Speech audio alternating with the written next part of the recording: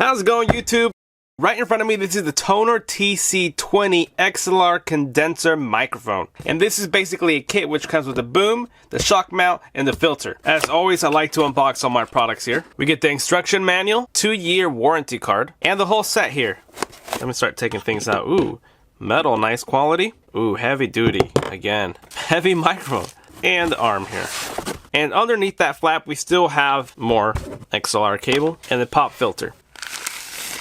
So this is everything that comes in the box, and this is all you need to get started without having to buy extra accessories. Now, I've reviewed a couple of Tonor's microphone sets here, and I have to say this is the heaviest, most highest quality I've felt from Tonor so far. Pretty good looking, studio type of mic, all aluminum. There's no plastic on here. Youch, that hurt. All metal housing, and when things are heavy, it's kind of nice because it shows quality. And to quickly show you how this shock mount will work, you got little grippies here that once you open up, so you just, spread it. And these shock mounts actually do make a difference when you're bumping into things. Vibrations won't be going into the microphone, and it looks cool anyway. The next thing here is a big table mount with more Tonor branding there. But for example, I'm just gonna, and now it won't move. So just imagine that this is where you would have your microphone at.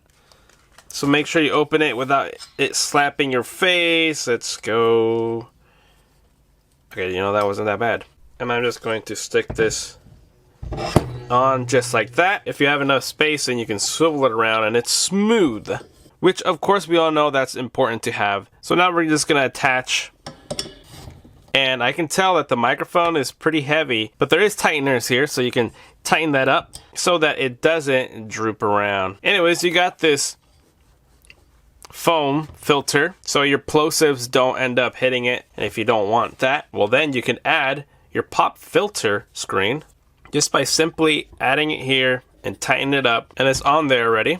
You can obviously fix it to more of your liking. It's a gooseneck, so you could cover it up. So obviously I'm trying to get this all in view the best I can, but this would be where your mouth would come up and it stays put exactly where you left it, so you can talk through the screen. You also have 4 Velcro straps for tie downs and your XLR cable, which will of course plug right into there, and here we'll plug into your onboard mixer. Okay, so here on my left I'm talking through the SM7B Shure microphone, and I'm going to move over to the right here. And this is what it sounds like right plugging in the same settings that I use for my Shure microphone. And yes, I do have a filter on the Shure. Let's have them both on so you can see. So let me put this on. So this isn't a versus video. It's just showing you what it sounds like from the difference between a $400 microphone. You're getting everything in one $60 price tag, maybe even cheaper if it's the discount code inside. Now there is dynamic and there's also condensed microphones, and obviously they compete differently.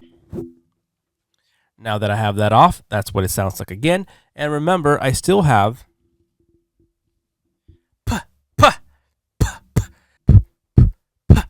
now this is only the Tonor, and this is from the distance, so if I talk around this far, this is what it's going to sound like. That is the difference between these two. Again, they're not meant to compete with each other. I'm just showing you the sounds that you can get from each of these, and of course, $60 and $400. So on my left side, this setup is not just $400, it cost me way more. And this setup on my right was only $60 with everything, basically everything that this 400 plus setup over here can do. So maybe you like to talk up close and quiet, something like this. This is no pop filter, and I can feel the difference between the pop filters. Okay, now there's a pop filter, so it should sound a lot better without the plosives in there. The screen might work a little bit better, depends on how your style is. Now here on my left side with the Shure microphone, it already has a filter, and it's really good to do with the plosives. So now I'm going to blow into the mic and blow into the mic.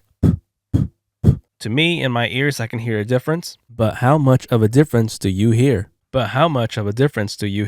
I think it's great, and you could always tweak it a lot better. The whole point of this video is that you get the whole kit just to get up and going with the boom, the filters, all the XLR cables, ready to go. And again, this isn't supposed to be a competition. It's just a quick comparison. My settings might not be the best, but if you like what you see and hear so far, you can most likely improve with your own settings to make it sound better. And to finish it off, the boom arm does excellent with lowering and raising. It stays put right where you want it to be. It's pretty obvious how well it's doing here. So there you guys have it. If you want for yourself, you already know what to do. Find it in the description down below. And as always, thank you for watching, and I will see you guys next time. Later.